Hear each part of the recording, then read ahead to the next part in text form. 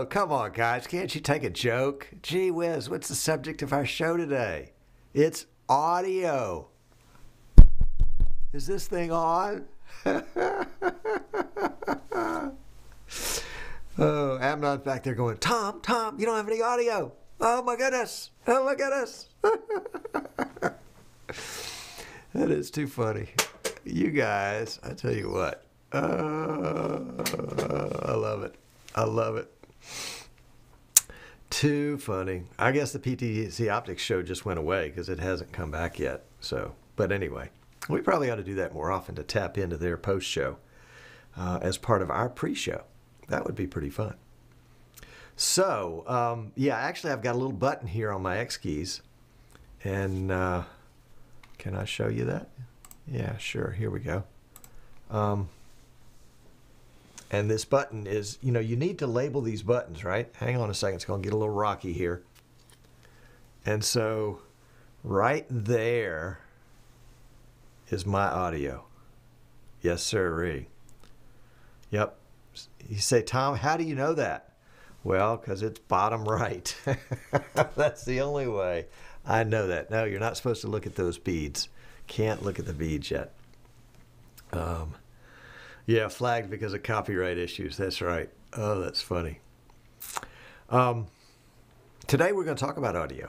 We're going to talk about audio. We're gonna. And I'm thinking, who was it? Maybe it was Giles that suggested I start the real show with no audio. Oh, that would be good. Tommy, you know what? It is low. It is low because I added some compression to it. So let's take that off. Okay, that's off now. Is that better? I was trying to keep it at peak about 12 decibels. Yeah, what audio? That's right. And trying to play with it and figure out how to get everybody else, guests and such, in the same way. And when we popped into the PTZ Optics show, their audio was at least in my ear was significantly higher. So what do we got here? Tommy, you just need to turn on your hearing aids. That's right. What I think is neat is the hearing aids nowadays, and for those of you that are young, you don't care about this, but I do because I'm getting into that age. But you can have hearing aids that have Bluetooth and all sorts of other function on them, so they can they can pick up your cell phone without even having to be attached to your cell phone. So it's just right there in your ear. And telephones work the same way. And I think there are actually some audio sound systems, like in event halls and churches and other places like that, that have the ability to tap into to provide audio directly to the hearing aid. I think that is just outstanding. That's probably been around for years, but I haven't been paying attention to it, of course. So, yeah, audio, if you can't hear it, it doesn't exist. All right, Jan says the wife has a colleague that has hearing aids with Bluetooth. There you go. Why not? I mean, assuming you can fit it in there, it's kind of teeny. But that's what I would do. We are pre-show on YouTube only, and the Facebook show will cut in at 10 till. So as you can see, we've got, oh yeah, I put that thing on there. Look at that. So I should take the other timing thing off. But I guess, both of them show seconds, don't they? No, just that one. Anyway, does anybody know the latency today? Because we switched over from the YouTube ultra low latency to the YouTube low latency. So we went backwards. Hey, Jerome, good to see you. Tommy has hearing aids from the Veterans Administration. He picks up military air traffic. They're probably going to put you back to work. Probably going to put you back to work. Anyway, I think we're going to have some fun today. I think we might just have some fun today. We'll have to see. Live latency, Mike says, is 8 seconds. That's good. Jan says Tommy, is that why your audio is all choppery? Tommy and Jan, and let's see who else. Sometimes Martin K. and Rudy and Kenny and Merle, and sometimes Ken, and who else is on the list? Giles, and sometimes Mike are on the World of Life streaming show, which is on Monday afternoons at 3 o'clock Eastern. And you can find out more about that at facebook.com/groups/ is it World of Live Streaming? Is that what it amounts to? Let's see. General tab. Oh, it doesn't say. Well, anyway, it looks like that. That's what the group looks like. And oh, that's right. You can go to stepbackintime.tv and get to it there. Yep. So that's that. And Elmar says YouTube stats say around 8.6 seconds. All right. Good, good. Good, good. I was playing with something here in the studio. Not working, of course, just playing. And I did something with my head and my audio just went away, and I looked up at my boom mic, and that doggone thing was so badly out of position. It was one of those situations where I just hadn't really paid attention to it. Let me see if I can show it to you. We'll give you a frame of reference here. And, of course, there's me, and there's the boom mic. That's an Audio Technica AT8, I think it's an 897, with the, I think it's a Rode shock mount that Martin recommended. Anyway, I thought I was having all sorts of microphone problems, and really it was not a microphone problem, it was a tom problem. The mic was not directed at my mouth, and that's how good the kind of the flashlight effect is on that mic, is that it was off axis, I guess. Let's see, 45, 22, maybe 5 degrees, and that was enough that it began to lose audio. Oh, thank you, Martin. I knew you'd have it. The Rycote Lyre shock mount. Yep, that figures I'd get something that was a liar. Ted says, sounds quite crisp with good sibilance. I don't know what that is. And not much room background. Good, thank you. I've been working hard on room background. Again, as you can see, and I'm not going to move the camera around, but we've got moving blankets hung up there, got moving blankets hung up there and there. I've got sound panels around that I've built with 2-inch fiberglass insulation board, and trying to deaden the room, not trying to soundproof it per se, although I don't really want any sound coming from outside. I just don't want the sound in here to echo around and kind of give you that room sound. Tommy ordered a shotgun mic, but he doesn't know how to load it. Okay, gonna start interviews at church with his camcorder. All right. Ted says, I know you guys can read this, but I can read it silently to myself and have a bunch of dead air, or I can read it aloud and feel better about it. Let's see. Audio-Technica makes good, affordable mics. I'm the affordable guy. They're a long-term investment, so buying well at the outset pays off over time. That's a good point, Ted. That's a really good point. This particular mic that I got, I was shopping for a long time, and I think Mike Phillips with that old guy's tech show on Sunday mornings. What's that called? Oh yeah, Computers 2K Now, the old guy's tech show.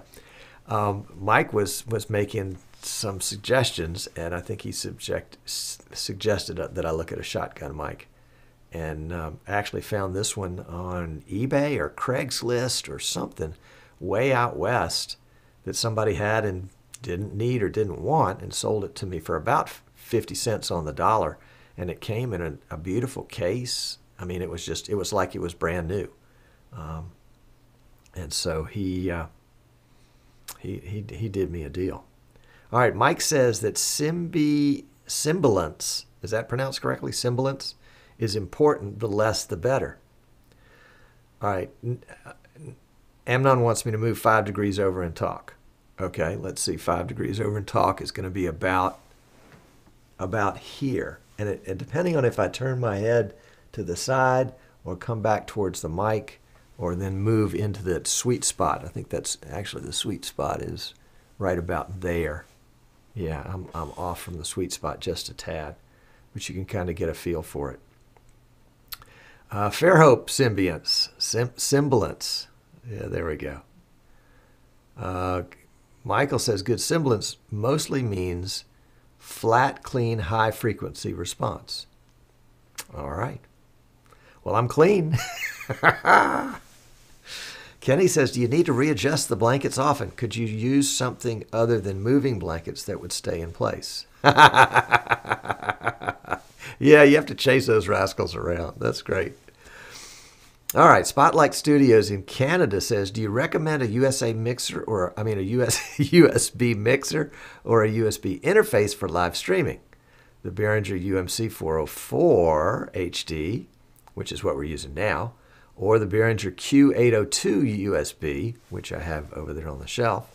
And we used to have a Behringer X1204 USB that I sold recently just because the Behringer audio interface, the UMC 404 HD, was doing such a great job. Daniel, the mic is an Audio Technica, an AT897 shotgun. Let's see. So I've been using the Behringer UMC 404 HD for about, consistently now for maybe about 4 or 5 months. And it really seems to do what I need it to do. Now, again, this is a one mic situation. I probably could have used the 202 because it's just the one mic, but I wanted to test it with some things that I wanted to have more than 2 microphones for. I wanted to be able to have 3 or 4 mics. So hence the Behringer. For anybody that doesn't know what it looks like, let's see if we can set up a little quick webcam here. And there it is. And so I've got a mic plugged in down here. Is Ken Richer here? Ken? Ken, are you paying attention? These are good. I have a wad of them here on my desk. And the wad's getting smaller and smaller. Anyway, that's my AT897. By the way, it's a condenser mic, so whatever you use needs to have phantom power. And then I'm just using channel number 1, which is right there. And then I've got my headset plugged in here. So I'm not monitoring the audio. I'm not monitoring my own audio. I'm just monitoring the audio from the PC. And then I've got USB plugged into the back. And actually, it's powered by USB. I don't have a power cord on it. So there we go. And here's the theme song of Dum Dums. And Ted says that semblance is the sound characteristics that help us better identify what someone is saying. As Mike was pointing out, it's a function of the higher frequencies. Without it, speech and music sound muffled and may be hard to understand, since sounds like S, T, TH are not clear. Okay, got it. Well, thank you. And here's more, that sibilance is a manner of articulation, oh my goodness, of fricative and affricate consonants made by directing a stream of air with the tongue towards the sharp edge of the teeth, which are held close together. A consonant that uses sibilance may also be called a sibilant or a strident. Whew, that's more than I know or can pronounce. Michael says if you go shopping in a music store, they will usually badmouth Behringer, and there's a reason for that. There was a time, not in my day, not in my streaming day, but there was a time when Behringer stuff was junk. And right about the time that I got into live streaming and started discovering things, Behringer was kind of the budget mixer. And so I got one, and I have several, and I've given some as gifts. Can you imagine? It's your birthday. You get a mixer. Here, honey. Anyway, I've had great response with Behringer. I haven't ever used a Behringer mic, to my knowledge. Tommy's hearing is sibilance challenged. Yeah, you lose the high frequencies, don't you? Martin would say that there is no one-size-fits-all solution for audio devices any more than there's one best camera for all types of live streaming production. I couldn't agree more. Ted says it's Big Words Day. Yeah. Oh, my goodness. Hey, if you're just joining us on Facebook, we're welcome. We're glad to have you here. Let's go ahead and start the Twitter feed, too. And we're so glad to have you come on in. The chat right here is going to go away when we get to the real show. And if you want to continue to enjoy the chat, come on over to easternshorebroadcasting.com. Where is that? Oh, yeah, it's right down there at the very bottom. And click the Watch Live tab, and then you can get this video right here, which you can pop out, and you can get the chat, which you can pop out, so you can do anything you want. And if you're on two different monitors, you can put me on one and the chat on the other. I can't imagine anything more horrible.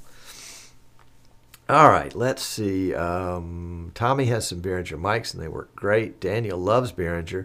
They use the mixers, the audio interface, the mics, etc. He's had great luck. Michael says that Behringer suffered from being compared to the Mackeys, and they were never that bad. He has some old gear, and yet they did improve dramatically when they brought the Midas, and now everything Behringer sells practically has a Midas preamp in it. John says, have a look at the Zoom H6N to use as a recorder and small portable mixer. I've heard of people doing that. That's cool. Thanks for sharing the link. Kenny says, talking about shotgun mics, he's all out of shells. No. Has anyone used this mic? I was just sent a link to this. It's a VidPro XM88 electric condenser. Take a look. Tell me what you think.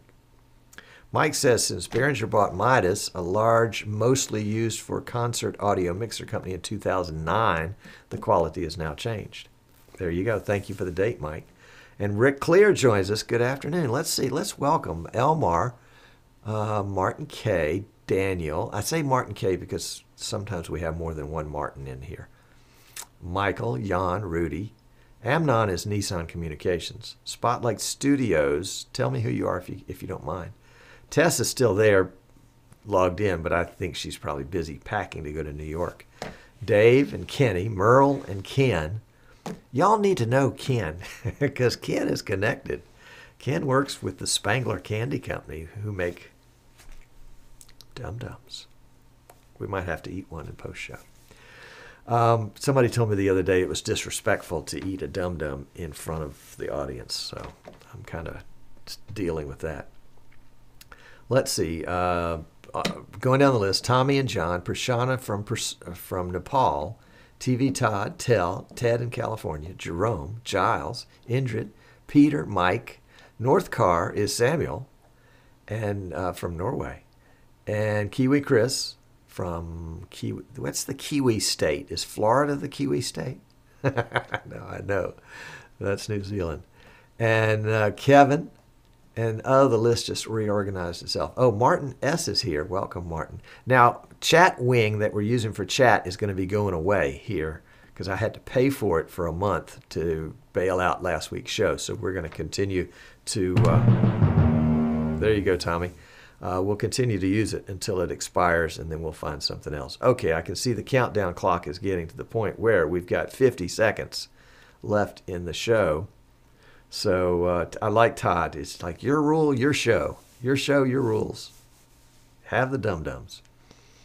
Yeah, Chris says that's fighting talk. So apparently he's not in New Zealand. Kiwis, I don't know I'm struggling with international geography. And, you know, if now I have to come up with international mascots for each country, I'm sunk.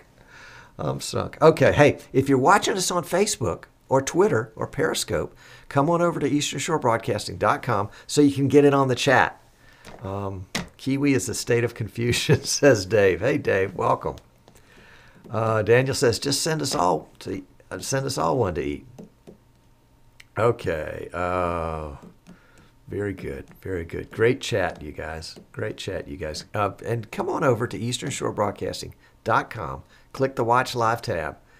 Or you can go to streamingidiots.com and click the Watch Live tab. It just forwards to the same page.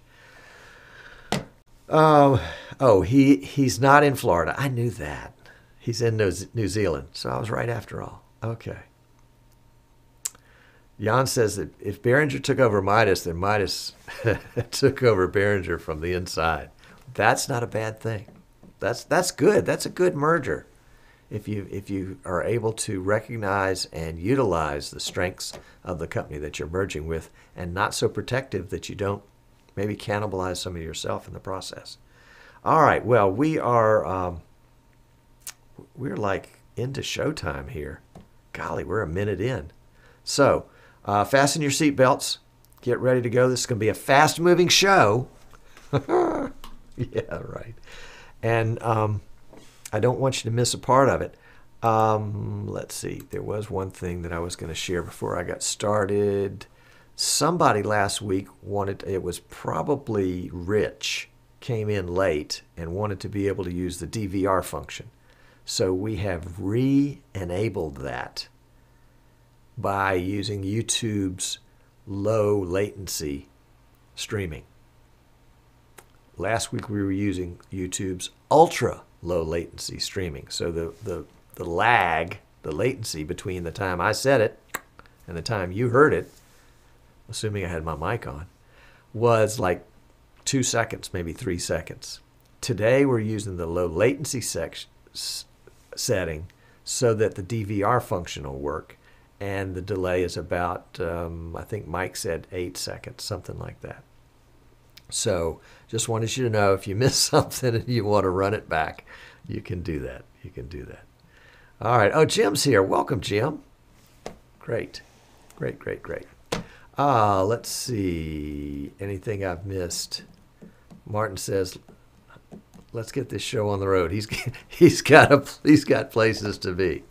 Daniel says, have you found a new chat client? Daniel, I know you were one of several folks that responded in the Streaming Idiots Facebook group, and I haven't made a decision yet, but I appreciate all that input. I really do, and I'll share back there for sure what I decided on. All right, last time before we go, come on over to easternshorebroadcasting.com, right down there at the bottom. Click the Watch Live tab, and you can watch and get the chat, because the chat's fixing to go away. All right, yeah, let's do a show. What do you say? We're going to go into pre-show. Oh, no, we're already in pre-show. So we're going to go get ready for the show. Here we go. Be right back.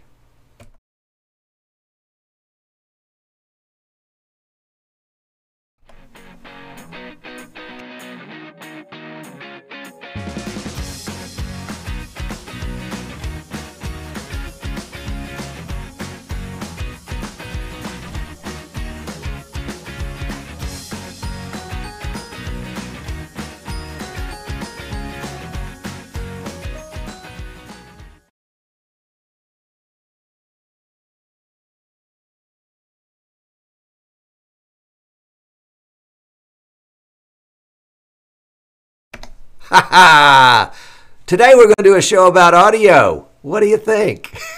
I'm sorry, I couldn't resist.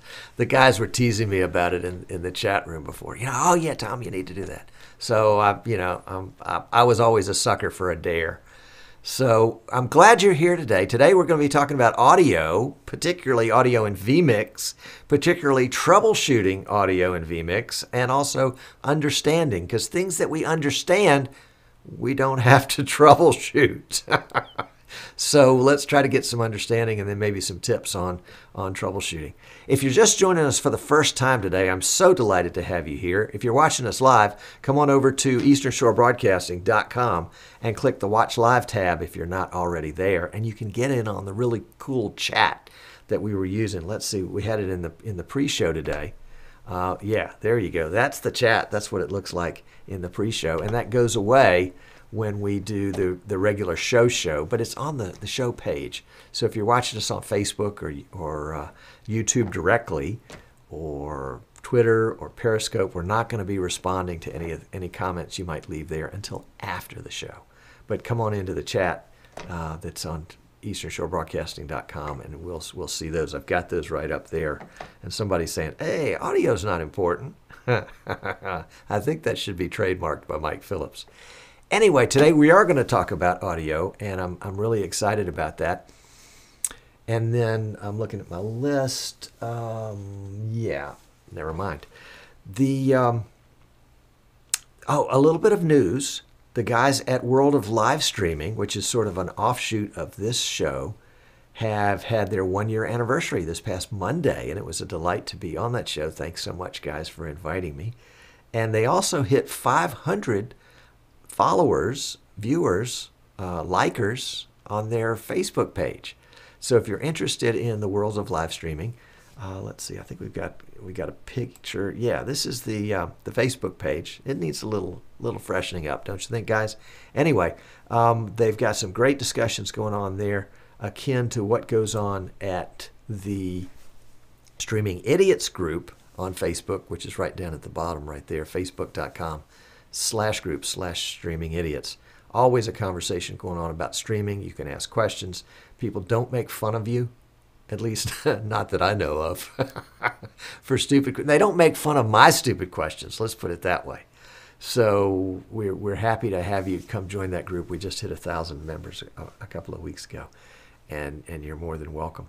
I also wanted to give a shout out to a really cool piece of, I don't know if it's software or exactly, kind of how it applies, but it's the web captioner that is a function of Google and of Google browser, the Chrome browser, and can be brought into vMix so that you can get an automatic captioning, closed caption of your show. We haven't used it yet here, but I did want to point it out to you at webcaptioner.com, and they also have a great group on Facebook of folks that are following it and using that. So if you're interested in some captioning because you need to fulfill some FCC requirements or something like that, that's a great one. It's I won't say it's public domain, but I don't think you have to pay for it. So anyway, that's Web Captioner. Today we're using vMix for our broadcast. We're using vMix version 20.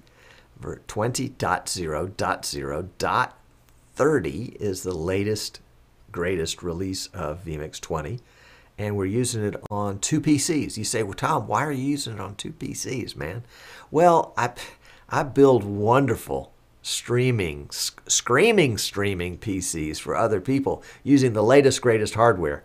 But around here, we just we cobbled together some old second generation i7s in a couple of PCs, and we're using NDI to kind of connect them. And so we got one that's streaming and recording and one that's doing all the production. And it works out really great. And if you're thinking about building and you want to just do a budget build, go on eBay and buy a bunch of stuff on there. If you're thinking about a more serious build and you need some assistance, we have a build service where we will coach you through a build, or if you don't even want to do that, we'll build it for you. We've got one on the workbench right now that we'll finish up tomorrow and ship out. So if you need those kind of services, and I guess this is the infomercial part of this show right now. Yeah, we build live streaming PCs. We represent vMix and PTZ optics and X keys and Marshall cameras and Magewell capture cards. And so they're all in our store at easternshorebroadcasting.com. Plus we do consulting and coaching. So if you need some assistance in any of those areas, I am happy to help. The other part of our setup today is that we are streaming to Facebook using the RTMP settings, because Facebook won't let you use the API in Facebook if you're streaming somewhere else like YouTube, which I am streaming to YouTube. So I'm streaming to YouTube 1080p because they're going to transcode it to 720, 480, 360, 240, 144. I mean, just a scat of things that they transcode it to. So if you want to watch on your phone, pick out the YouTube channel. That's definitely the way to do it. We're also streaming to Facebook. We're streaming 720p to Facebook at 1.5 megs. The YouTube feed is 1080 at 6 megs. And then the Periscope Twitter feed is, I think, 0.8 or 800K. And that's you know, whatever that orientation of the Twitter ends up becoming. It's not very high resolution, but it's okay. So that's how we're set up today. If you'd like more information about how we're setting up, shoot me an email, tom@easternshorebroadcasting.com, and I'd be happy to share it with you. And by the way, if you have a quick question, or if you're jammed up and you just, you know, you just need to get unjammed somehow, sometimes just somebody asking the right question can point you in the direction of the answer. If you think I can help, go to easternshorebroadcasting.com, use the contact page and contact me. My phone number's on the contact page. Should I do that? Anyway, there we go. All right, so let's see. Let's talk about audio. Audio. Yeah, and I want to share with you my audio settings for today.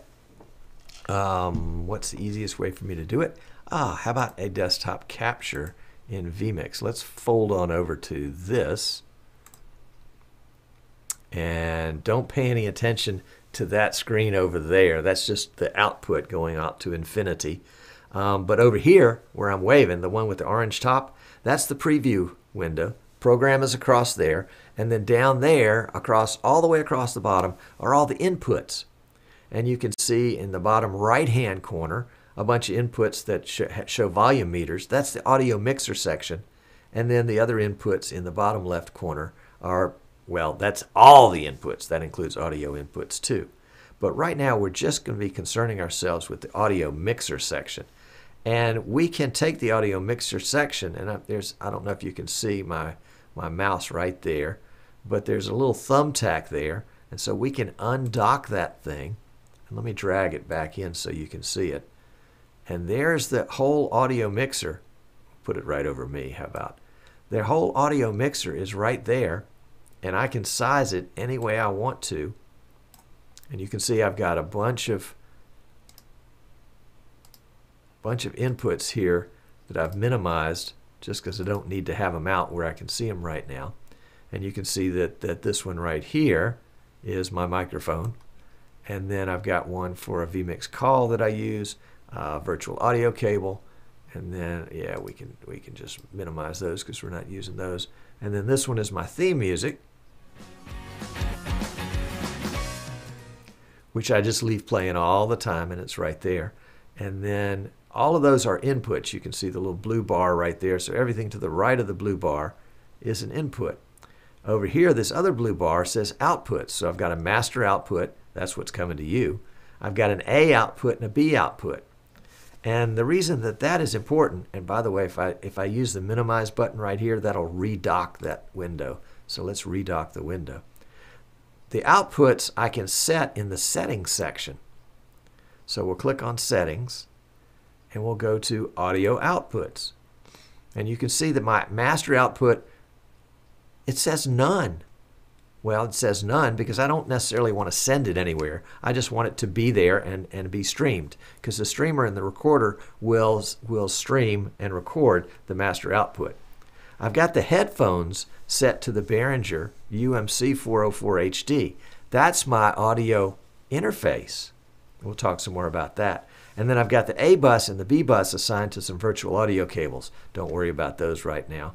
And the default bus for all new inputs is the master. So that's just kind of the brief lay of the land there. Let's get rid of that. And you can see that I've got some of my inputs down here at the bottom set with the A button or the B button pressed or not pressed, depending on how I want to route the audio. Whoops, let's get rid of that little guy right there. Let's look at the input. And again, we're going to undock that again so that we can see it better. And this is the one for my microphone. We'll use that one as a good example. We've got the volume. That's easy to see. We've got the gear cog. That's settings. The solo button allows me to just solo mine. So if I click that button, bam, now I hear it. Just me. I'm going to turn that off because that's annoying.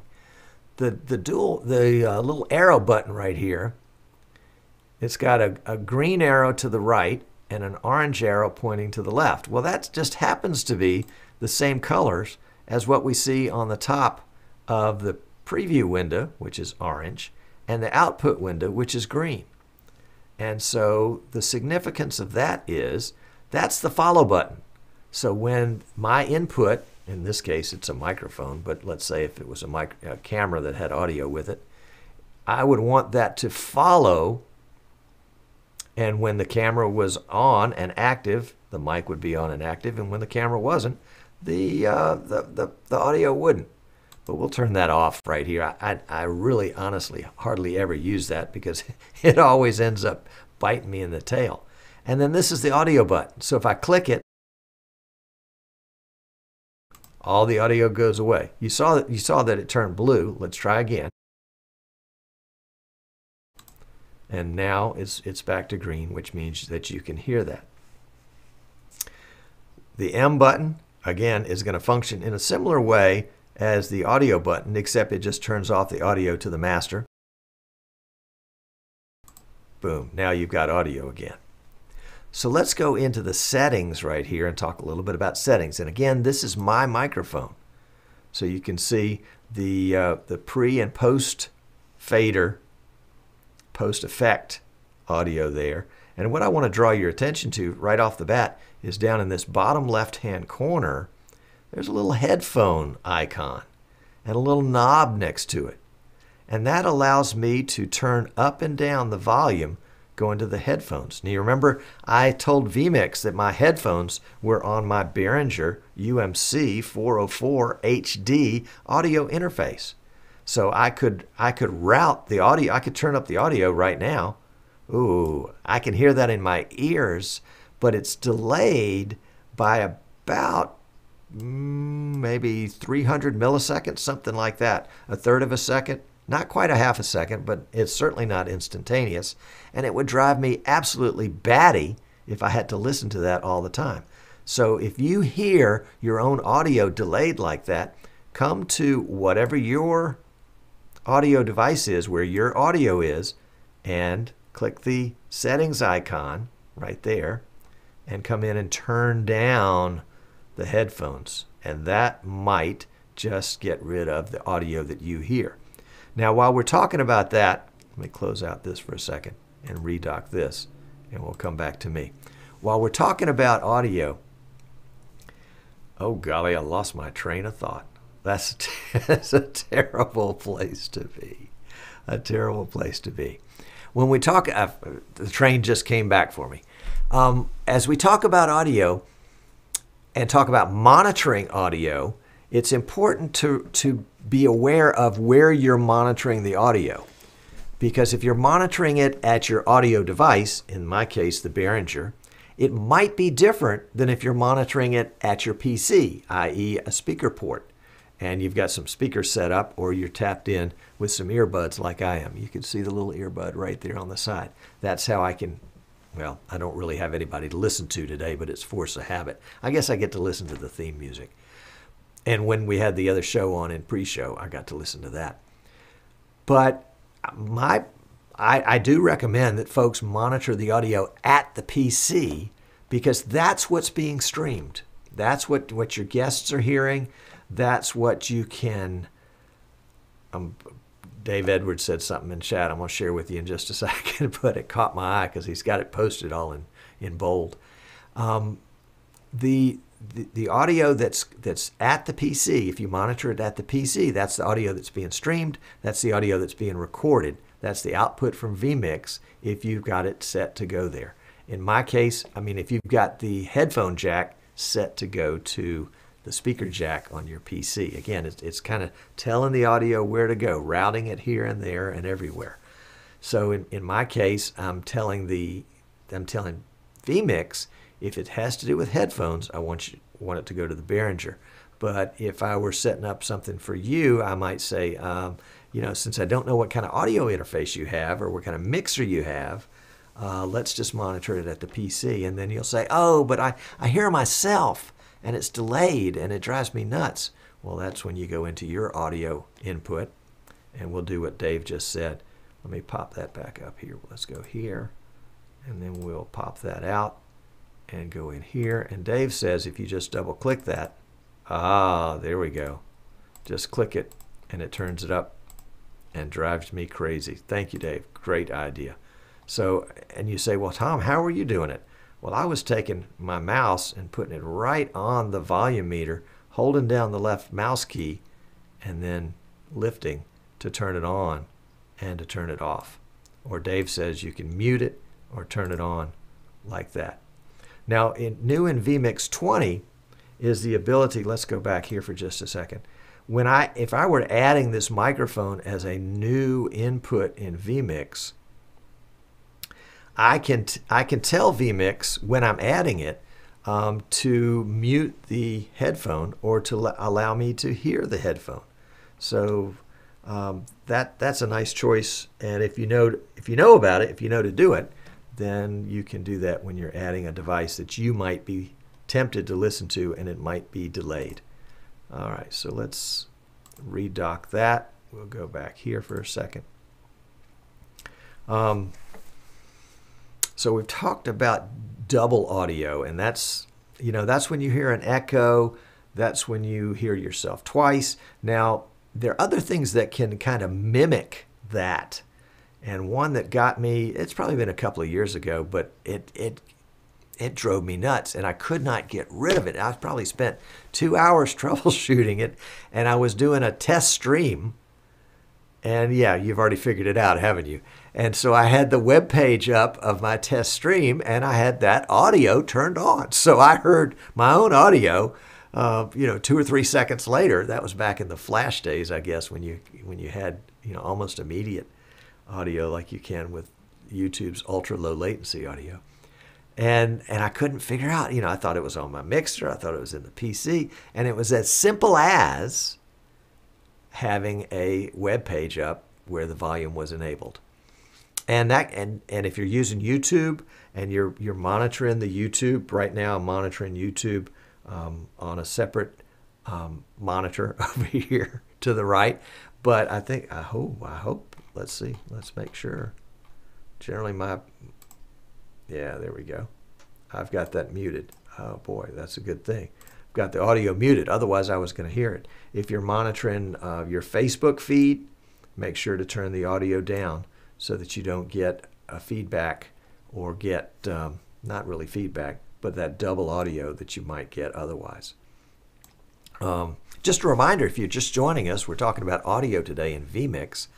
And if you're joining us on Facebook, YouTube directly, or Twitter or Periscope, and you want to get in on the chat that we'll be concentrating in on the post show, you can come on over to easternshorebroadcasting.com right now and have the chat, and the chat pops out or the YouTube pops out, and you can catch either one of those that you want to. I see we've got about 60 folks on the YouTube right now, and only about 3 dozen in chat. So you're welcome to come on over there. They're a good group. They don't bite much.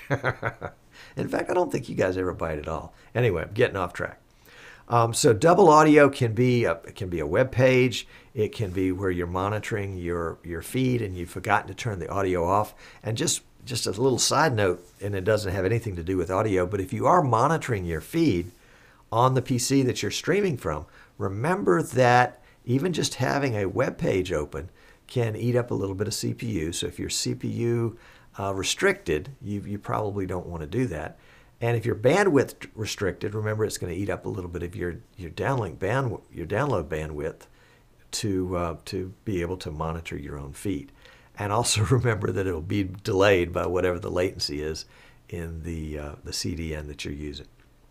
You say, okay, Tom, that's great. My problem is not too much audio. My problem is not any audio. It's gone, or it's intermittent. What's going on? Well, let's go back and check the mixer again, the audio mixer in vMix. And again, that's right down here in the bottom right-hand corner. You can see that green button is the audio mixer section, and I can undock it with the thumbtack, or I can make it go away altogether. I don't want to right now, so we'll put it back, and let's undock it, and it'll go back to the position we had it just a minute ago. And we're going to we'll go ahead and look at this mic input, which is my mic input right now. And we'll talk about the follow button. Now the follow button, imagine if you were live streaming an auto race, and you set up a camera on the wall, and the camera had a microphone in it, and whenever you cut to that camera, you wanted the microphone to turn on so that you could hear the cars as they came around the corner and went by. And so they're going, you want me to do that again? No, I'm not going to do it again. But you get the idea. The cars approach the mic, and, you know, of course, when you get the Doppler effect, they go off away with a different tone. I guess I could have faked that. But the idea is that when you turn off that camera and you switch to another camera, that you turn off that mic too, because if another car comes by later and makes the same room sound, it won't necessarily apply to whatever you're showing in your next shot. So it's this follow button right here that allows us to say, okay, now I want you to follow if this were a camera input with a microphone, I want you to follow and turn the audio on when I put the camera in program. And when I take the camera out of program, or vMix calls it output, I want you to turn the audio off. So it turns it off automatically, turns it on automatically. By default, when you add an input in vMix that has audio with it, whether it's a microphone or a camera or a web page or an MP3, whatever, if it has audio with it, it will by default have the follow button on. And the audio button will probably, well, it'll be whatever state it is, whether it's in program, in output, or in preview. So my recommendation is to turn the follow button off, unless you're doing auto racing. It's an audio kind of day. And leave the input button, the mic button, on. So that guy turns off, this guy stays on, and that will probably cure most of your quote-unquote intermittent audio problems. It may cure your lost audio problems too. You say, okay, well, Tom, that's good, but I've got lost audio and I don't know where to find it. Let's redock this guy for just a second. And we're going to go into, see this light blue tab right here? Right there. Boom. Right there, the light blue tab. That's my audio tab. I just made it my audio tab. And that's where I've got some of my sound effects are right down there. And you can see that each one of those has a little audio button on it. And that turns the audio off and on. Here's my mic right here. And here's the audio input for my mic right here. And as I turn this audio button off and on, the same goes off and on here. When I turn it off and on here, it goes off and on there. So you might have accidentally cut off an audio right there. So I've turned off my sound effects. Now it's not going to go. Yeah, I mean, it's going somewhere, but you just can't hear it because I've turned off the audio for it. So now if I turn it back on, there we go. There we go. So here's an audio, here's an audio. They do the same thing, they're just in two different places. So we're good right there, okay? Let's see. What if you have a vMix call and you don't get any audio with it? Well, that can be a problem. That can be a problem. Here's a vMix call audio interface. Let's pop that thing out so we can look at it all by itself. There we go, right there. And you can tell by the blueness of it that, hey, it's not going anywhere. It looks like it's got audio on it, but it's not going anywhere. How does it have audio on it? Did somebody call in on that thing? Let's see, vMix call. Somebody did. Look at there. How about that? That's funny. Tom, you show the ID on the screencast. Change it on the next one. Oh, I love it. That is too funny. Thank you. That is hilarious. Okay, so we'll put up something else right there, and we'll go back to our mixer. See if we can find our mixer. There it is. Okay, that's funny.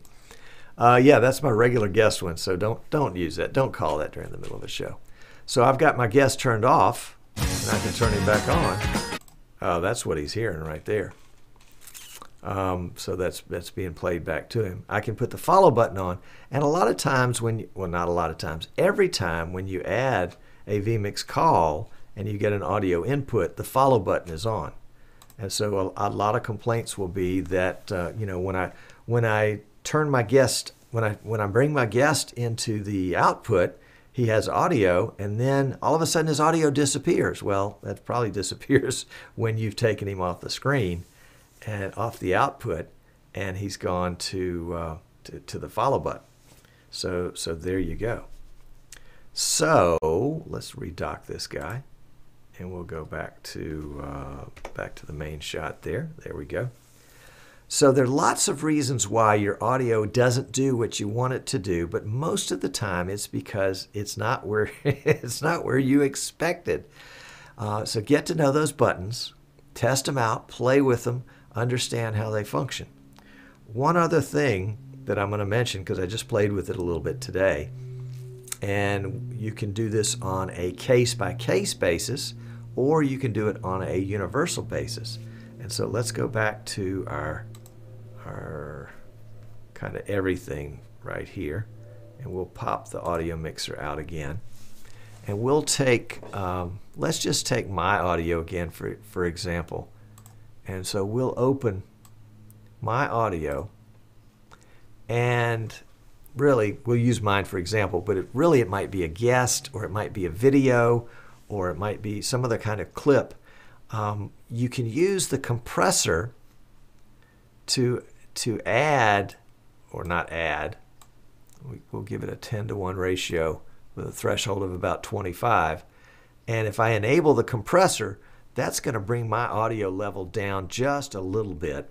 But if you've got somebody that's known for talking really loudly, or if you're bringing in some video clips and each of the video clips has a different audio level, go ahead and give them a little compression, and that'll help even them out a little bit. So we're going to take it off of me, and we can do the same thing in the master. So we can do a compressor that is enabled for everybody. Excuse me. Whew, that was a sneeze, so we hit the sneeze button there. Sorry about that. I could have turned some compression on, but I couldn't do it fast enough. So we can put compression on everything. Now compression is going to boost the low volume, and it's going to keep the high volume from blasting everybody's ears out, depending again on the ratio and the threshold that you set. And we'll be talking about more. We'll talk about that more in an upcoming broadcast. But I did want to cover that because we were kind of playing with that this morning and having fun with it. So that is kind of a quick and dirty on audio, and we'll have that available as a YouTube so you can go back and watch it later. And in fact, I think we'll probably just cut out the audio clip and make that available so that if you've got some questions about it. Audio will also, when you do a fade to black, it will cut the audio, and when you hit the fade to black button again and kind of unfade from black, it will unmute your audio. So your audio will work on the fade to black as well. I think that wraps it. I think that about wraps it. Yep. So if you missed some of this and you're coming in late, because I see Jan has just come in late, And who else is just showing up now? Rich is here. Rich, we enabled the DVR function for you, so you guys can drag back. Whoops, I guess it would go that way. Drag back the little ball in YouTube and watch the part that you missed earlier. And in fact, you can do that. You know, after the pre-show is ended and we're kind of letting things roll out, you can draw it all the way back there. And I think it'll remain active as long as you want it to in that circumstance. So you can watch the whole show again, kind of as a replay immediately after the fact. Rich says DVR for idiots. That's right. So thank you so much for tuning in. This has been Streaming Idiots, brought to you by Eastern Shore Broadcasting, where we represent all sorts of cool stuff. And, you know, again, this is just a giant infomercial for what we do, so there's full disclosure there. If you have questions and you think I can help, shoot me an email, tom@easternshorebroadcasting.com, or go to easternshorebroadcasting.com and go to the contact page and you can reach me there. On behalf of all the streaming idiots all over the world, I want to thank you for tuning in today. If you're watching live, stick around. We're going to have some chat, and you guys can correct all the mistakes that I made during the broadcast, and we can get some good sharing in. And hey, by the way, there are actually 2 YouTube versions of this show. One of them is just the show, you know, that starts with the jaws of death coming in, that kind of thing, and ends with the jaws of death. The other includes the pre-show and the post-show. So if you're ever thinking, oh, golly, I wish I knew what they were talking about after the show, watch the one that is the Streaming Idiots Live. That includes the pre-show and the post-show. So I guess that's it. Yeah, another show in the can.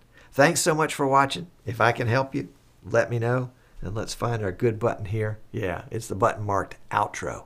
Outro is what we want. So we'll see you next time. Thanks.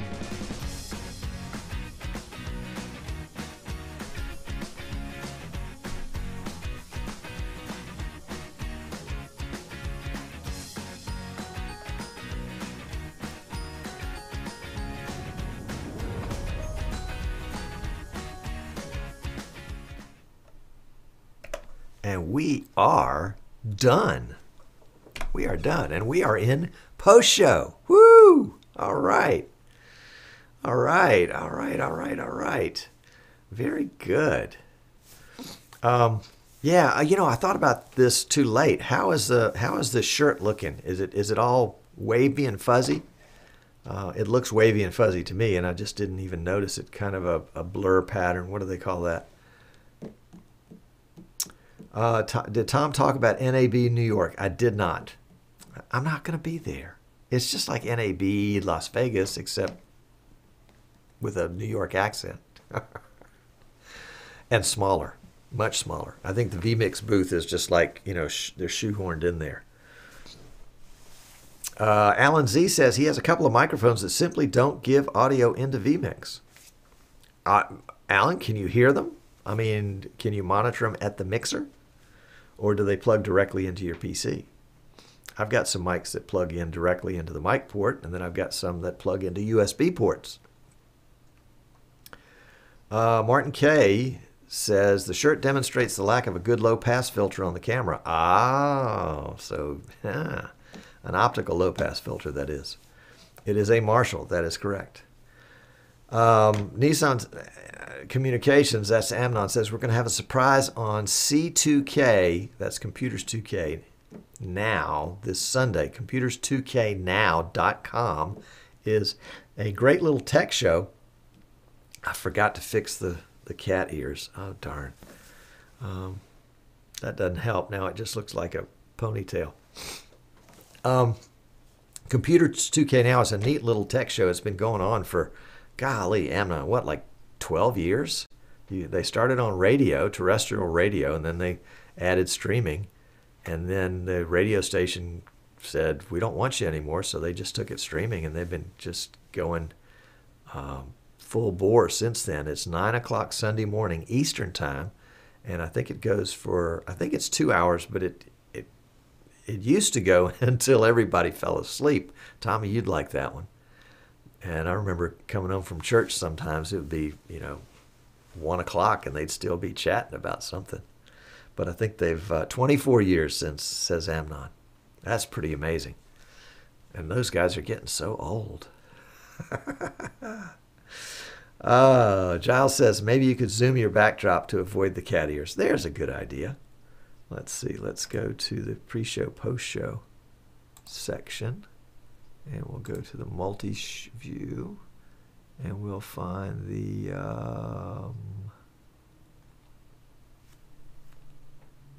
oh, let's see. How would we do that? I think it might be too late to do that. Oh, I know how to do that. I got to go to multi-view. I got to turn off all the multi-views, right? And that one. And then we'll go to Position tab and see if I can zoom the whole thing.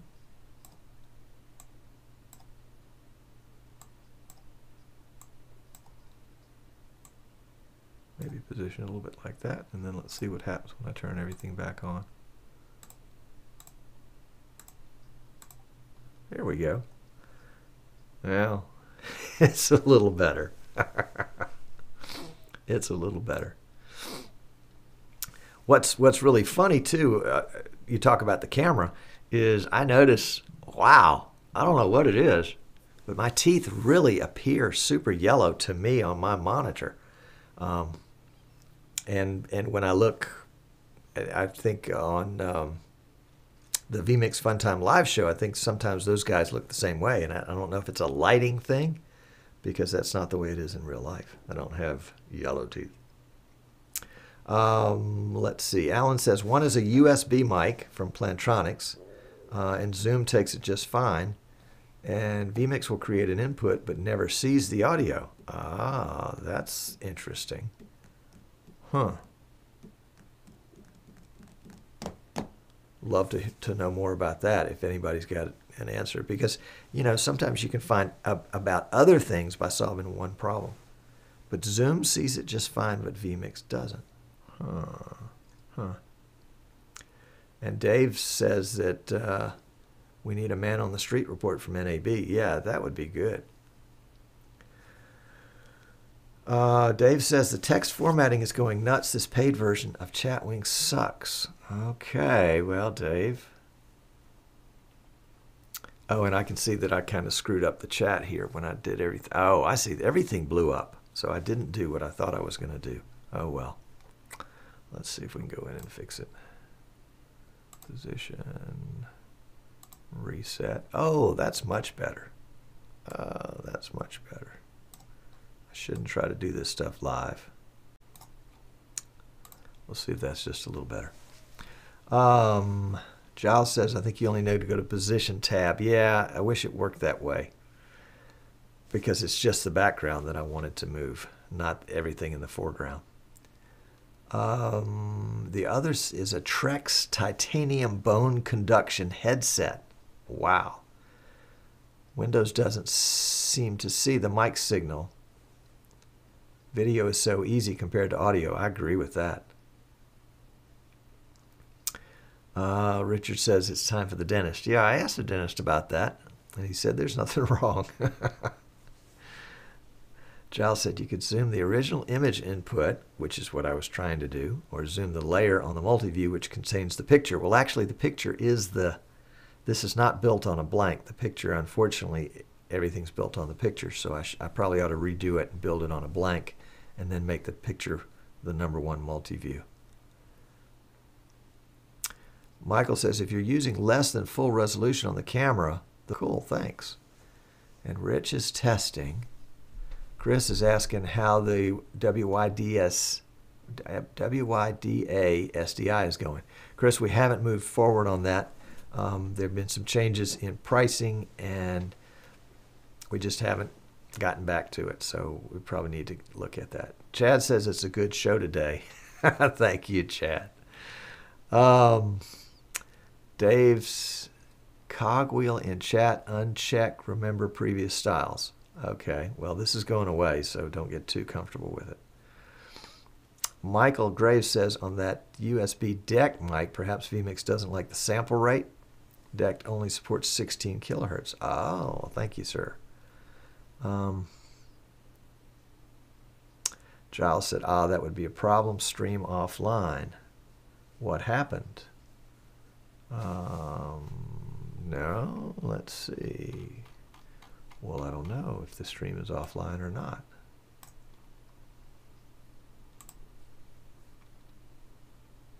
Let's drag that forward into the future. And we will go. Yeah, it's still there. I don't know if YouTube's having a problem with it. Check, check, check, check. 1, 2, 3. Working now. Okay. All right. You never know about that kind of stuff. Okay, just a little blip.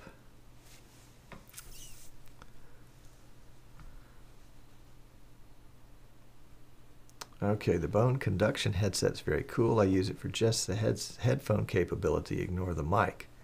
The advantage is I don't have anything in my ears and I can hear myself. All right, working back, you're back now. About a 30-second drop. Isn't that interesting? You guys are watching on YouTube?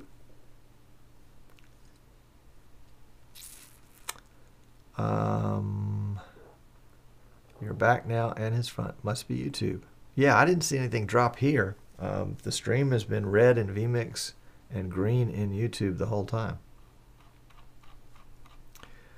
All right, and Alan says, I don't recall seeing anything from vMix about audio rates being a problem.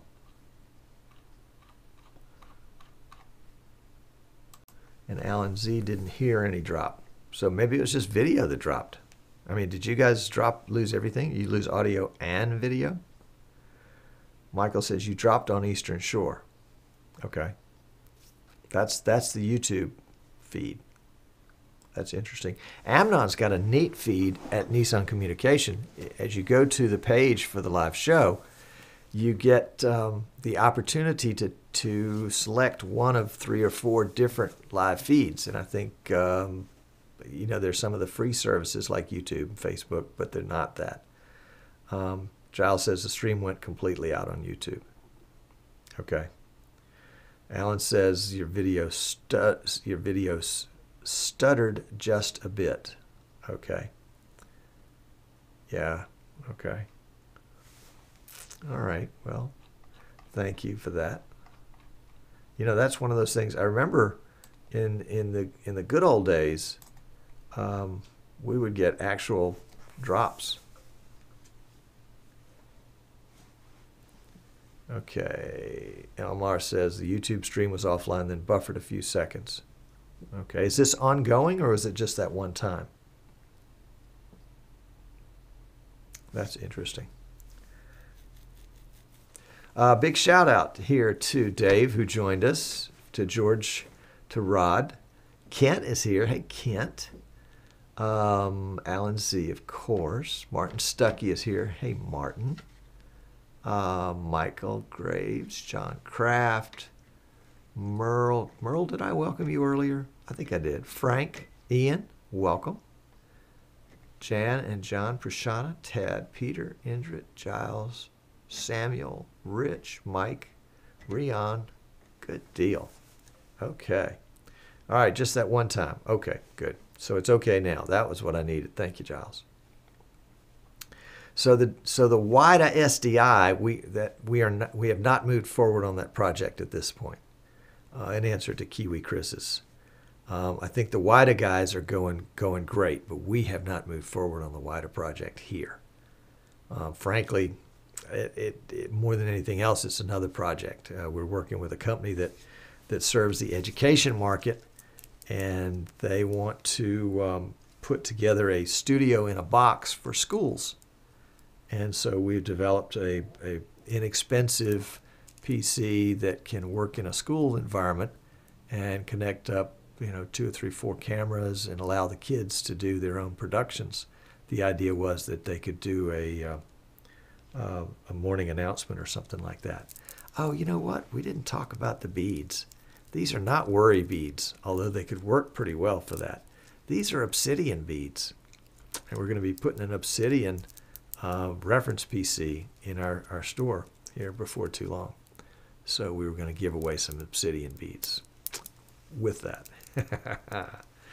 Okay, Elmar says the latency is now 17 seconds. It was 8.5 before. So there's a little glitch out there in the world there somewhere. So there we go. Frank says, I just started and I wanted to ask how to get work. Okay, you mean how to get people to hire you to do live streaming? And I did talk about the beads. I didn't have the beads last week, though, because they just arrived. They're actually made of like lava rock. That's what obsidian is. All right. Jan is getting 446 milliseconds latency. Like half a second. That's amazing. Wow. We're all over the map. Frank, the key, I think, is to be a part of a group that needs that service, and then have the group reach out to you as the expert within the group. For example, what's a good example? A good example, okay.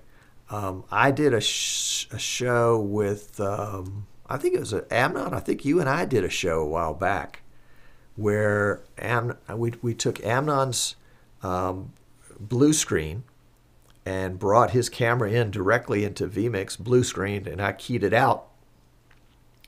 And then I put he and I side by side on the same set. But he wasn't really there. I mean, it was all virtual. And somebody saw that and said, wow, that's exactly what I want. Called me and said, Tom, can we set that up, and let you manage it for us virtually? And so that was work that came to me because I was doing a live stream and people were able to see that. Sometimes you have to do, kind of seed the territory with some live streams that are free but are fairly noteworthy in your community. And sometimes those are things you can control, and sometimes they're things you can't control. For example, 2 weeks ago, we had a hurricane roll through here. I thought it was going to be a momentous event. So I set up my PTZ Optics PTZ cam, indoors of course, where it could show video of all the horrible things that were going on outside. And I set up a live stream. And I posted it to my friends and family. And they shared it. And then I think I posted it in the Streaming Idiots group. It was a Facebook stream. And so it was, kind of easy to share while it's live. And while it's live is the best time. And there was I live in the community of Fairhope. And so there's a Fairhope, what is it called? It's a group in Facebook called What's Going On in Fairhope. So I just posted that, this is what's going on in Fairhope. Here's a live feed of the hurricane. And so people shared that with their families. And I think, we got about 8,000 views on that thing. And as it turned out, it was sort of a bust. The hurricane really didn't come here. It was a little teeny storm. And so it just carved a little teeny path up through Mississippi and wherever else it went after that. We were probably 60 or 80 miles from the eye, but the winds didn't get above 20 miles an hour. So it was a non-event. But had it been a really major event, it would have been, maybe 80, instead of 8,000, could have been 80,000 folks that were watching. And I made sure that I had the URL of my company down there so that folks, and I think I had a little blurb in the Facebook post that said, we're using the PTC Optics cameras that we sell and we're streaming it, which we teach people how to do. And so we were kind of showing off what we were doing. And that was kind of an opportunity-based thing.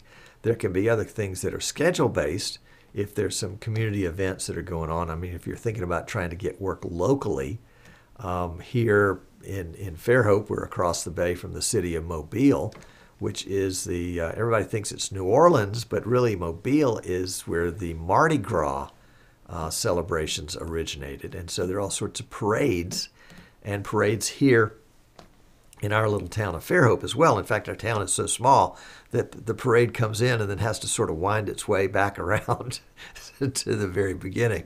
So you can see the parade 2 or 3 times. It's really kind of funny and kind of indicative of the small town that we are.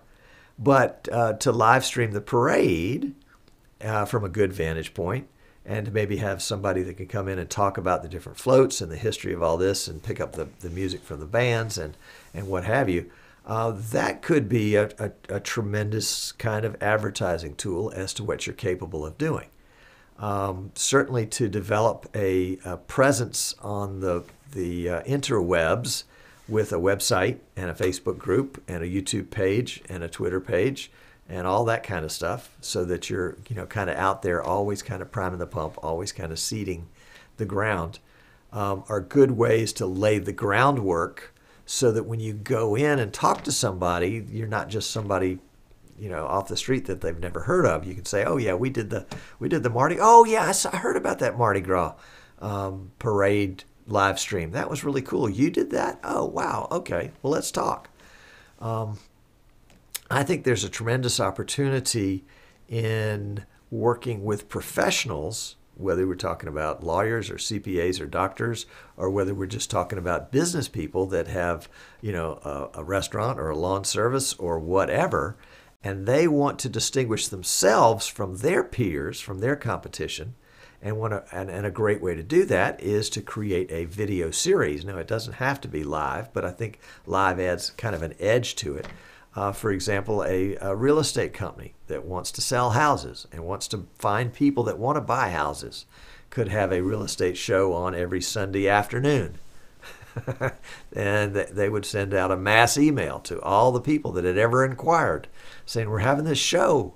And they can have their agents on there and show pictures of their houses, maybe using vMix Call on a phone, be able to tap into some open houses in different places, and could be a really valuable tool for somebody that was in sales to do something like that. So there are all sorts of opportunities.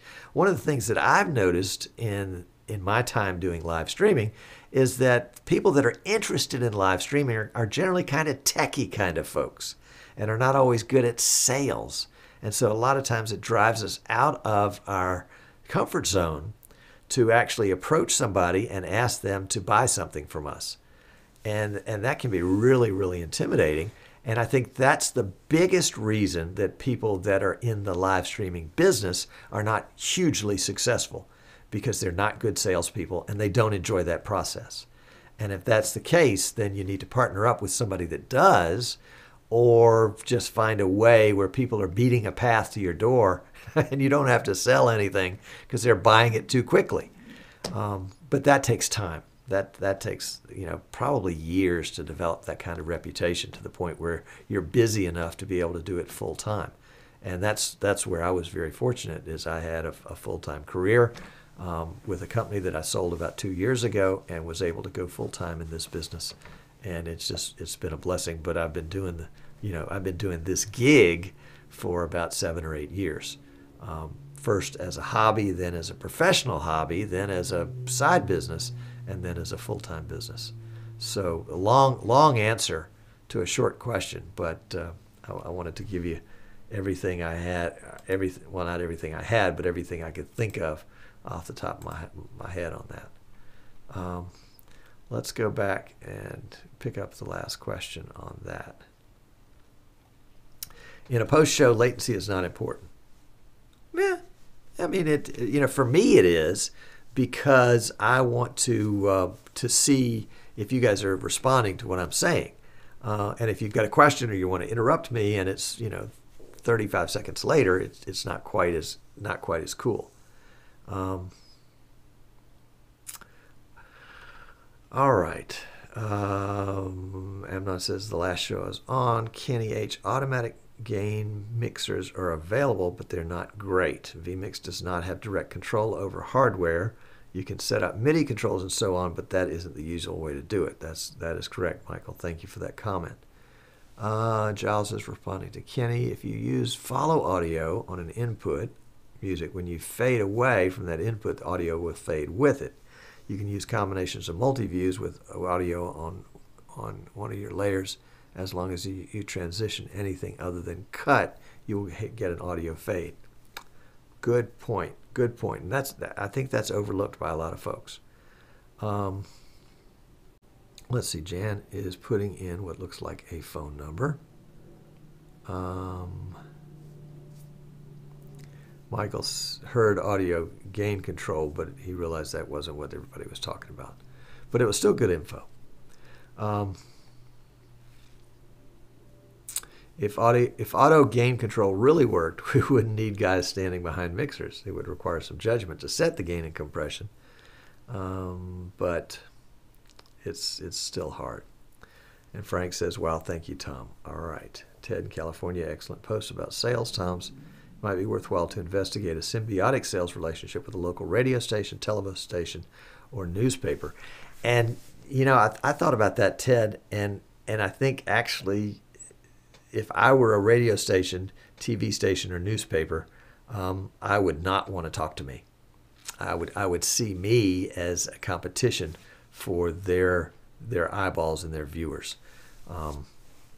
I think a better symbiotic relationship, or maybe not better, but different symbiotic relationship, might be to partner with a videographer who doesn't do live streaming, who does just pre-recorded videos for weddings, for example, and would like to add a live stream service to their wedding service, and could just simply do that out as a subcontract. Same thing with a wedding planner that would have the relationship with all the folks that work on a wedding, from music to flowers, the whole thing, and to be able to have them either offer as one of their services that you would subcontract, or as a referral where they would say, "Oh yeah, call Tom. He does live video for weddings all the time." Another one would be, and I know this sounds kind of morbid, but a funeral home. I know a lot of funeral homes have offered live streaming of services as a service to their clients or to their client's family. And if you've got a local funeral home and they're not doing it, they're probably not doing it because they don't understand why it's so great, or they just don't know how. It's intimidating, and they've got all the work they can handle. And so there may be some opportunities there. Weddings obviously get planned way in advance. Funerals, not so much. Everybody likes sports. Sports are great, but but everybody's doing sports. I mean, that's the thing. And everybody says, well, let's just get advertising. And that's that. Jim Jacobs will tell you sometimes that's a tough sell. Let's see. Symbiotic does not equal. Is that what that is? Symbiotic, parasitic? What's the sign in between, Michael? Equal to, not equal to, less than, greater than. Ted says, depends on whether the content you want to create is ad-supported or fully paid production. Yep, I agree with that. And I think in the real world, you're going to get a little bit of everything. And there are lots of ways. We had Chris Grainer on with Rivet. That was just last week. And we talked about pay-per-view. If you missed that show, you can go back and watch it on YouTube. It was really good. In fact, I think the post show in some ways was better than the show because we got a good interaction with the audience. But this show that you're watching right now is monetized. That is, I get paid because people buy my goods and services that I am talking about during the course of the show.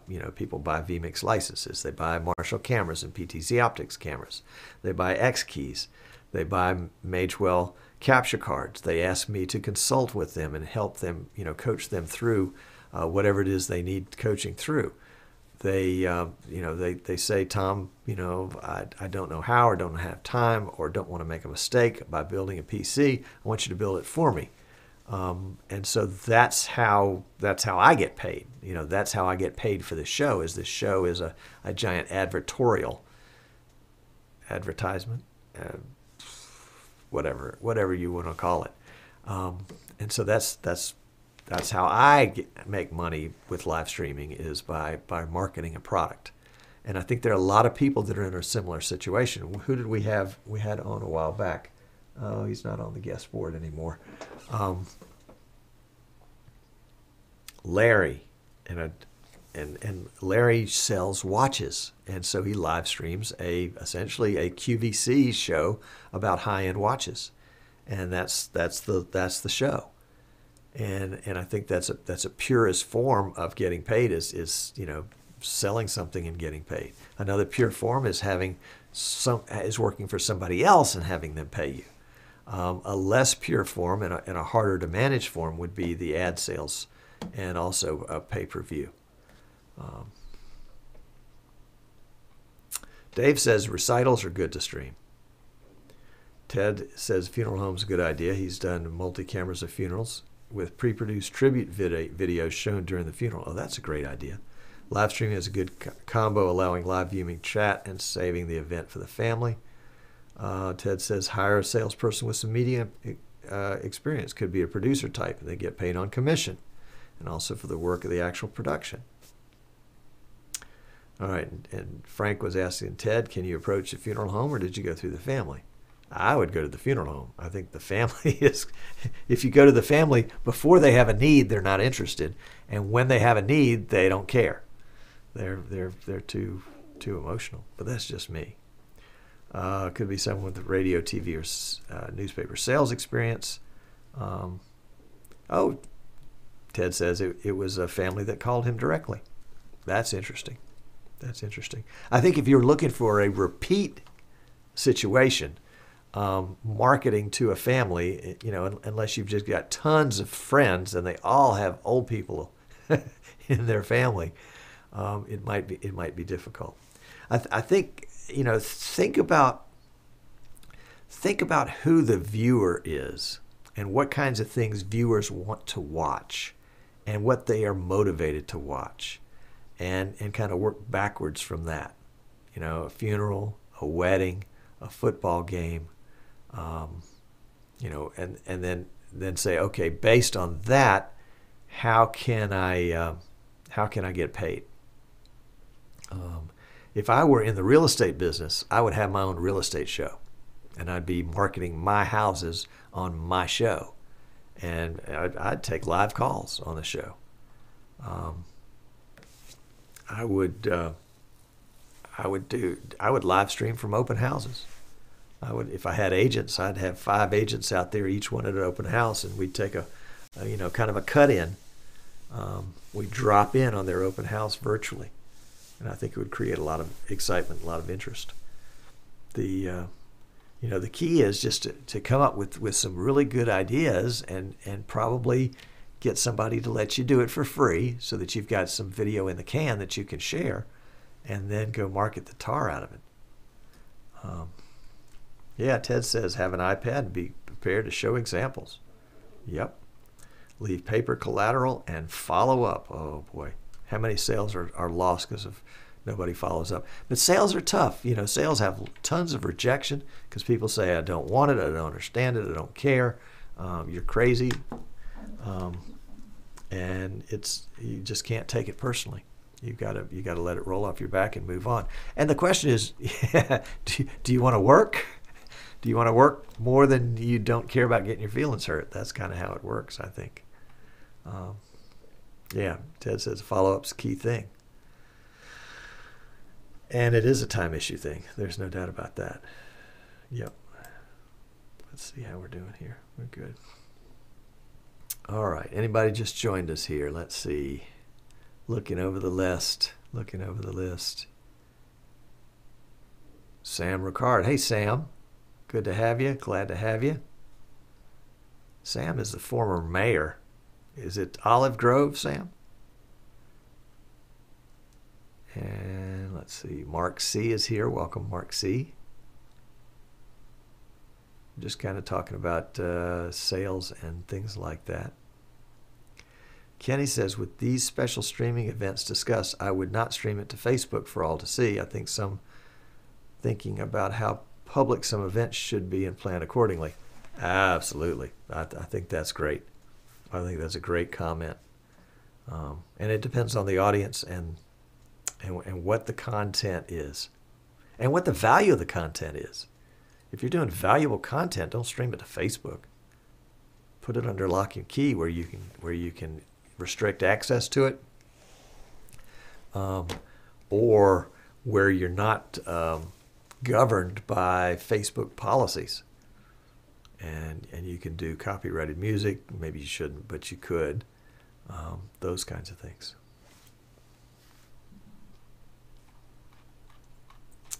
Ted's got good sales questions there. Ted, you need to come on the show and talk about sales. That would be great. There we go. Sam is in Olive Branch, Mississippi, former mayor, just listed by Money Magazine as the fifth best place to live in America. And probably because of your work when you were mayor, that's just now being recognized by Money Magazine. Well done, Sam. Sam's a vMix guy and a Magewell guy. All right, guest 125, welcome. I didn't see you slip in. Offered remote video production as a service. Oh, I like this. Business-to-business connections using vMix Call and stream the show to websites.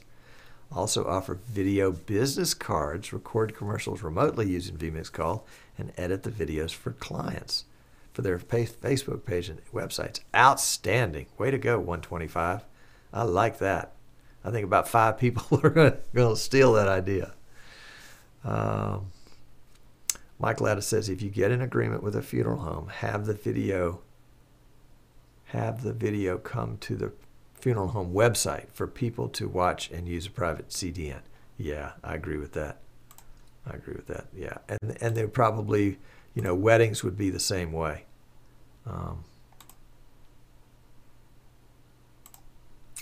Yep. Let's see. Jan says, bravo. Michael Graves says, more trade shows and conferences are streaming their presentations. Yeah, Vid Summit did it, and they did it pay-per-view. I think they were charging $250 for pay-per-view for the weekend. But they had really good content, and they had highly motivated audience that couldn't attend in person or wouldn't. All right, Ted says he may be in Foley either side of the end of November, early December, so I'll come over and give you a bad time in person. I can't wait. I'll buy you breakfast, lunch, or dinner. Michael Graves says, seems good business. Not all event staging companies do this or do it well. Yes, there is that part of it. Check with the hotels in your area about providing image magnification, that is projection, live streaming and recording services. Who was it? Kurt Middlebrook that was on the show a couple months ago is doing that down in the Tampa St. Pete area and has had really good results with it. Astricon streamed 2 keynotes from Orlando 2 weeks back. Not familiar with Astricon, but good. And do it well. That's right. +1. All right. Sam says, the comment about follow-up is certainly true. I'm also a meteorologist and make daily video forecasts. I had 3 business owners within about 2 weeks that I asked about sponsoring my different forecasts. I did have a follow-up with them to seal the deals. Also, I will be in Gulf Shores over Thanksgiving, and I will look you up if you're in the area. Aha! Where am I at Thanksgiving? I think I'm in Virginia for that time, Sam. I'm sorry. But maybe there's an overlap day. That would be great.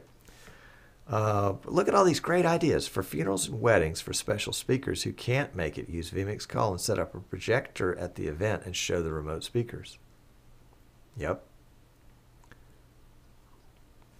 Michael Graves, the Astricon videos were very poorly done by a big East Coast marketing firm. Lots of opportunities. Lots of opportunities. You got to be tenacious like a bulldog. And that's the thing that sometimes it just really works against our nature, is that we tend to be very detail oriented. We tend to be very technically focused, and that is not always the mindset of an entrepreneur that's going to make a business successful, because it's a business that just happens to be streaming instead of a streaming company. Anyway, Ted says if you're in the Gulf Shore, Foley, Fairhope region, you have a really outstanding dining experience at a cool restaurant in Magnolia Springs. I'll have to look up the name. Would that be Jesse's, Ted? Would that be Jesse's restaurant? That's in Magnolia Springs. Yes, indeed. Magnolia Springs is, oh, it's a lovely, lovely place. Lovely, lovely place. And in fact, one of the former head chefs at Jesse's just opened up a new restaurant in Fairhope, which is where I live. Yep, yep.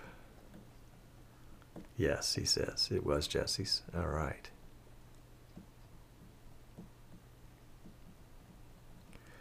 Let's see, anybody else that might have just popped in while we weren't looking? I don't see. Now, guest 125, a lot of people that come in with a guest name will pick a number that is significant in some way. Sometimes Martin K will do 422. Other people have done others. So I'm wondering if 125 is significant. Maybe 12 and a half, 12.5, 1 1/4, something like that. Tommy House was born and raised in Fairhope. Were you born here, Tommy, or just raised here?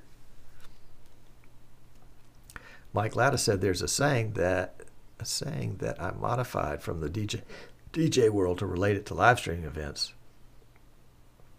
There's a lot of streaming events available, just not a lot of good streamers.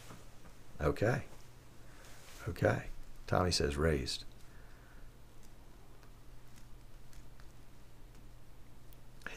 Ted's throwing out a bunch of numbers that would be good numbers for guests.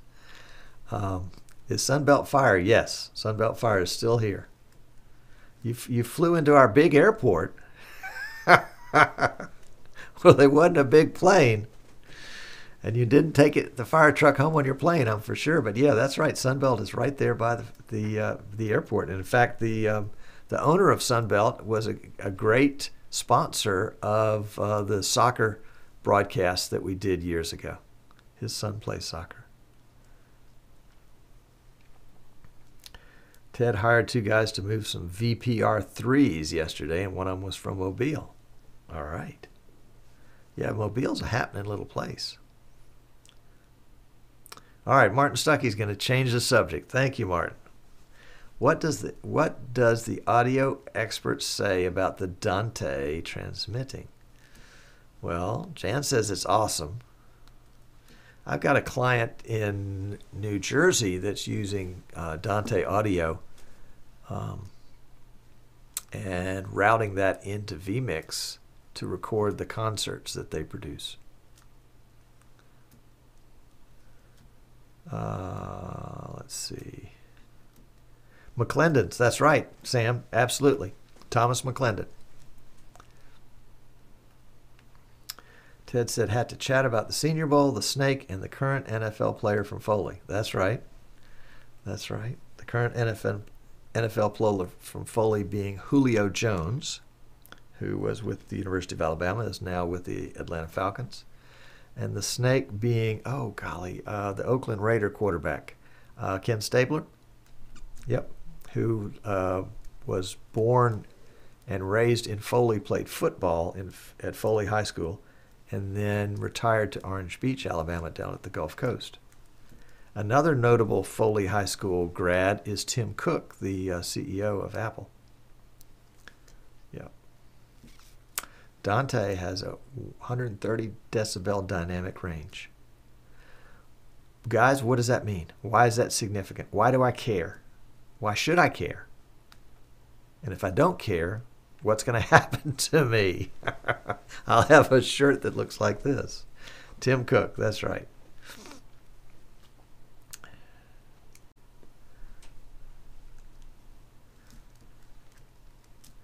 Okay, tell me about the Dante.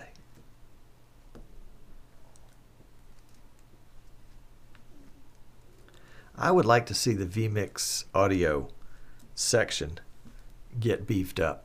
Now, frankly, I think it's pretty darn beefy. For a non-audio guy, it's pretty impressive.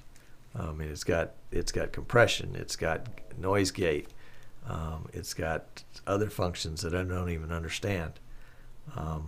But I also hear people say, you know, it's got those, but they're not good ones. So I would like to know more.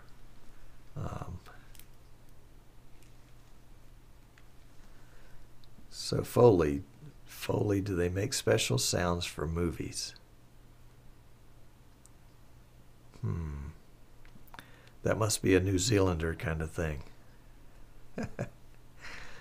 There are audio to Dante converters. I try to bring all my external audio devices over IP to vMix. How do they show up in vMix?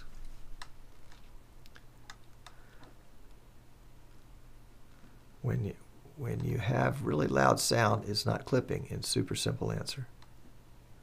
Audio add-on. Foley artist. Oh, gotcha. Oh, I see. Oh, forgot to leave it. Got to turn that off, didn't I? Does vMix audio need to be beefed up, or do you just do more outside of vMix? Well, that's a good question too.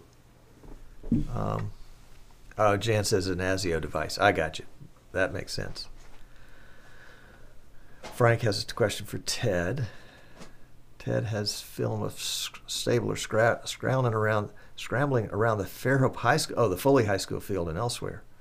We'll have to see if it's any film of him at Fairhope. Also, the Senior Bowl's first color broadcast on NBC in 1960 or 61. Oh, wow.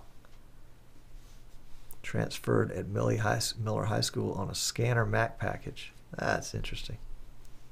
Tommy says, this is the person that does the live sound effects in movies. Gotcha, the Foley. Okay. vMix can't be all things to all people. Footsteps, door slams, keyboards typing. Gotcha. I agree, Michael. vMix can't be all things to all people. But I also think you can't use that as an excuse not to do something that needs to be done. And Martin Sinclair, my seventh cousin, must be my seventh cousin, is convinced that vMix's success is because he has listened. I'm slouching in my chair. Sorry about that. Has listened to his users and been responsive to their needs. And I think if audio is important, like people keep talking about this VST plugin. I have no clue what that is and how it would benefit me. But if it would benefit me, I'd like to have it. But I don't know enough about it. Like the Dante that Martin is talking about. More info on it at audinate.com. And I agree, it is a question of resource allocation for Martin and team, because really it's a resource allocation for Martin. I don't know that anybody else does any of the coding. I mean, I know they do testing and they're compiling suggestions and things like that. But it does kind of look like my head is coming out of that water, doesn't it? It's a monster.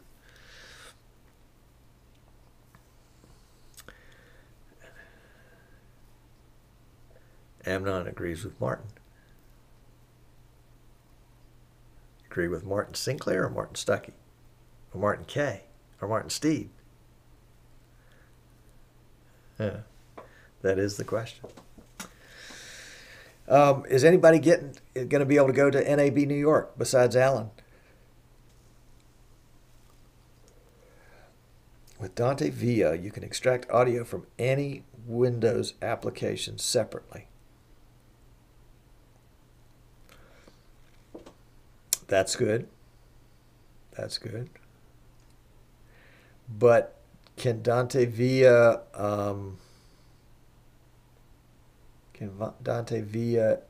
extract ASIO audio and make it available as Windows?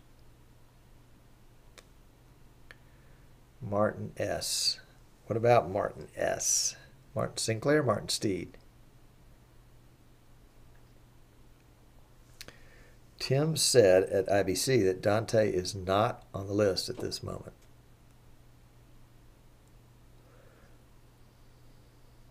Listening to your customers is key. Well, yes, agreed, definitely. And that's why he's been so successful, is because he's given people what they want. Now, now that live streaming is more mainstream than ever. I mean, look at Facebook Live. Everybody with a phone is streaming.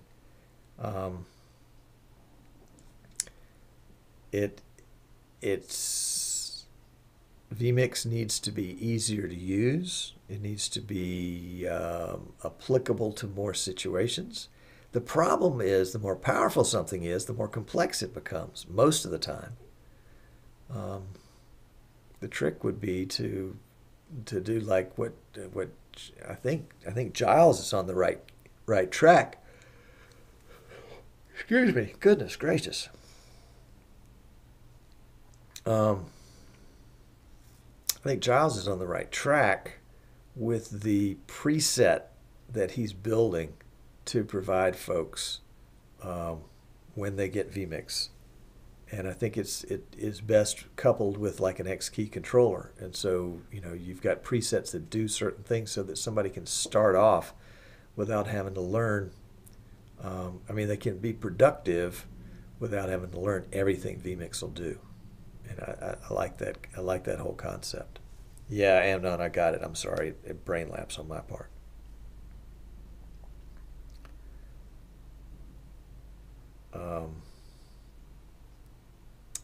Jan says, why do you want to extract ASIO to a Windows device?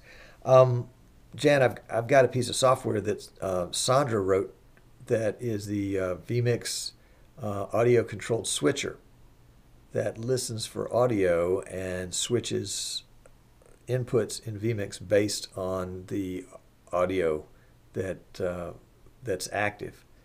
And in Windows, we're having trouble getting multiple audio devices out of a mixer or an audio interface. But with ASIO, for example, with the Behringer UMC 404 HD, each one of those 4 mics comes in as a separate audio device, but they come in separately as ASIO into vMix, and the software the audio control switcher doesn't see ASIO; it only sees Windows. And there was a software that we used for that translation called Odoo Link out of Australia, and apparently those guys have gone belly up and disappeared. The website's still up, but they don't answer their phone, they don't return emails, and their paywall is disabled for purchasing the product. So I think they're defunct. And so I'm looking for a replacement for that. That's where I was going on that.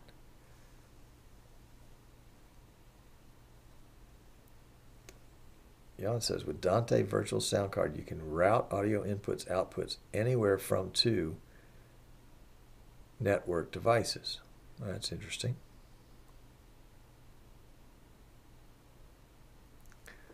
Michael Graves says, sounds like Final Cut versus Final Cut X. Apple made it easier to use, and all the pro users were angered about the dumbing down of the software. Yeah, I get that.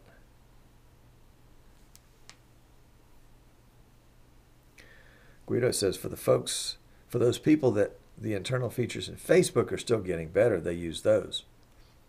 Yeah, and I think, those are people that are going to be the vMix users of tomorrow, is the folks that are kind of getting hooked on live streaming and using the available tools that are free or very inexpensive, and then they'll say, I want to do more. I want to do more than just the limited set of features that Facebook, and I have the capacity to pay for more. There's some people out there that are just totally dependent on Facebook as their platform and their streaming provider and their software as a service provider. And, like we saw with, what was it? Blab. Blab just disappeared. All those folks are at the mercy of Facebook. If Facebook decides to start charging for those features, and they will one day, those folks are going to have to pay whatever Facebook wants, unless they kind of go independent. Let's see, Peter's got a comment. Thank you, Peter. Doing live streaming audio was a major problem as we have a lot of noisy small businesses around us that work all hours and lots of hot rod cars. Oh, man. That is the pits. The solution was using phone Bluetooth headsets, Plantronic Voyager 5200 UC Bluetooth headset, and Sennheiser Presence UC Bluetooth headset. Both are USB, have incredible noise reduction and clear voice audio without screwing around with the mixers. Very awesome. I use both at the same time if I have a guest from the Gold Coast of Australia. Well, the Gold Coast of Australia, of course, is where vMix is. So congratulations, good job. Martin says, my little box will bring in my 80-meter away microphone over the existing network. And he posted a link. All right. Mark C. from Canada says, our cable access TV stations in Newfoundland all switched to using vMix for their production, which is great to see. Most of them are simulcasting their live events to YouTube and our Facebook as well as cable TV. I love it. I love it. That's great. That's great. Kenny's got to run. He says, great show. Kenny always says, great show. See you next time. Michael says, that's understandable. On cost-performance basis, vMix rocks. Much better ROI than most dedicated hardware solutions. Agreed. Agreed. Mike and Mark are going to hook up because they're both from Canada. And Michael started doing his start in community cable in far northern Ontario back in the 1980s. Wow. That makes you probably about 25. Actually, it would have to be older than 25 if it was the 80s. It probably makes you more my age. Rogers TV. All right. There you go. Ah, the producer. That's what it's called. Michael Graves is twice that. I think he was twice that for the 25, not twice that than my age. Okay.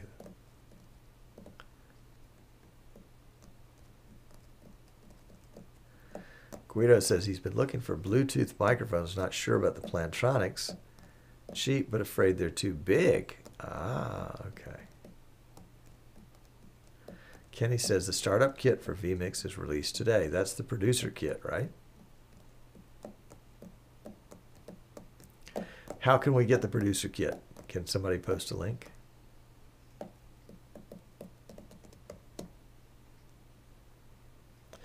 And Giles, indeed, as humble as he is, was behind that effort. I'm sure he had help from Tommy and Kenny and Merle and others.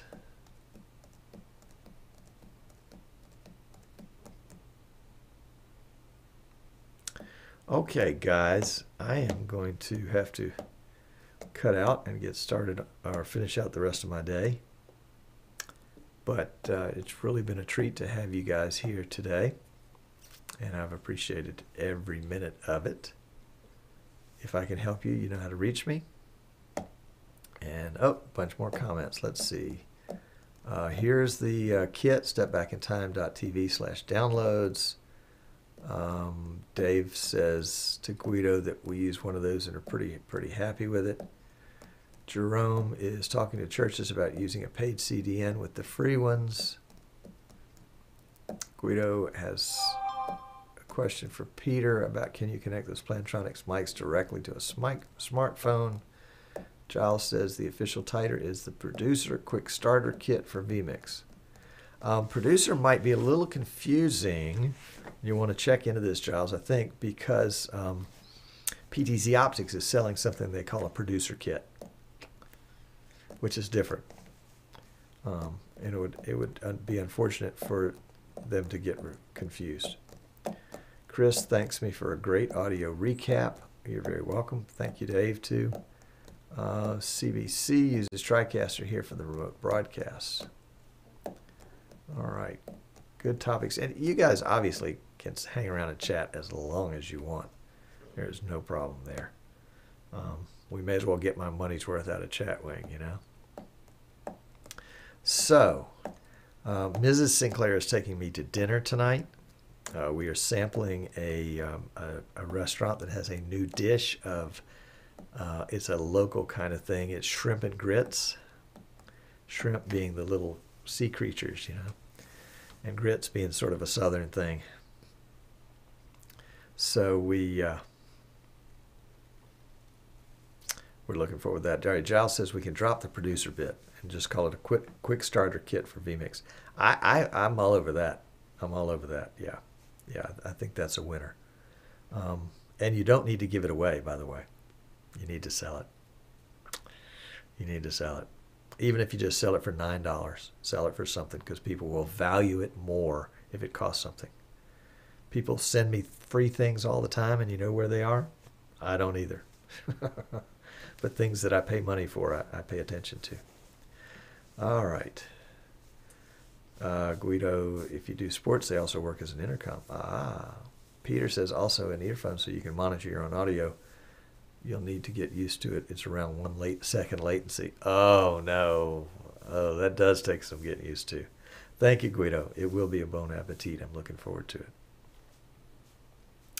All right, Peter, thank you. Appreciate you guys coming in. I do. So Dave, George, Daniel, Kent, Michael, Bill, Jan, Jerome, Martin, Amnon, Martin, Peter, Michael, Dave, Guido, Peter, Giles, Jan, Chris, Prashana, John, Mark, Ted, Rich, Mike, 125 in Reno. Thank you so much. It's been a treat. I will see you guys next week. Don't be late. We'll let this one run out.